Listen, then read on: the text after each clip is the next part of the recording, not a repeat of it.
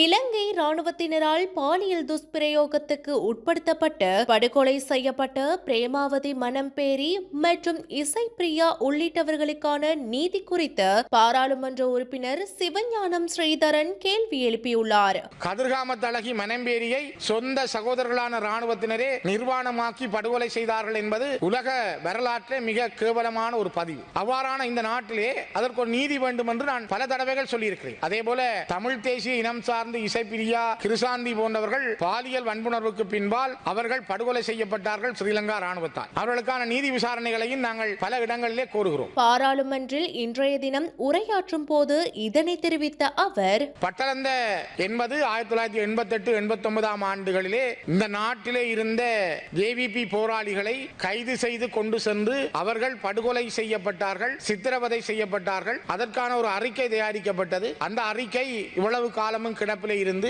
இப்பொழுது அல் ஜசீராவுக்கு முன்னாள் ஜனாதிபதி ரணில் விக்ரமசிங்கே அவர்கள் வழங்கிய பேட்டிக்கு பிற்பாடு இந்த பட்டளந்த அறிக்கை வெளியிலே வந்திருக்கிறது. ஆனால் ஒன்றை நான் குறிப்பிட விரும்புகிறேன். 88-89 நடந்த இந்த ஜேவிபி மீதான இனப்படுகொலை தொடர்பாக, இனப்படுகொலை அல்ல, ஜேவிபி மீதான படுகொலைகள் தொடர்பாக அப்பொழுது இருந்த மஹிந்த ராஜபக்ச அவர்கள் ஐக்கிய நாடுகள் சபை வரை இது தொடர்பான ஒரு அறிக்கையும் சமர்ப்பித்திருந்தார். இந்த ஜேவிபியினுடைய படுகொலைகள் தொடர்பாக தன்னுடைய செய்தியை கொண்டு சென்றிருந்தார். ஆனால் அந்த காலத்திலும் இதற்கான தீர்வுகள் எட்டப்படவில்லை. ஜேவிபி அடுத்து வந்த ஆண்டுகளிலே சந்திரிகாவோடு சேர்ந்து ஆட்சி செய்த பொழுதும் இந்த பட்டளந்த படுகொலைகள் தொடர்பாக எந்த விதமான செய்திகளையோ கோரல்களையோ முன்வைக்கவும் இல்லை, மூச்சு காட்டவில்லை. இது ஏன் என்பது தெரியவில்லை. ஆனால் இப்பொழுது அந்த விடயத்தை எடுத்திருப்பது நியாயபூர்வமான ஒரு விசாரணை வேண்டும். இந்த நாட்டிலே படுகொலை செய்யப்பட்ட இளைஞர்கள் யுவதிகளுக்கான நீதி வேண்டும். நான் அடிக்கடி இந்த சபையிலே குறிப்பிட்டிருக்கிறேன். தமிழர்களுக்கு நடந்தது மிகப்பெரிய இனப்படுகொலை. ஆனால் சிங்கள மக்களுக்கு நடந்ததும் அவருடைய எழுச்சி கிளர்ச்சிகளுக்கு எதிராக இந்த வதை முகாம்கள் உருவாக்கப்பட்டிருக்கிறது.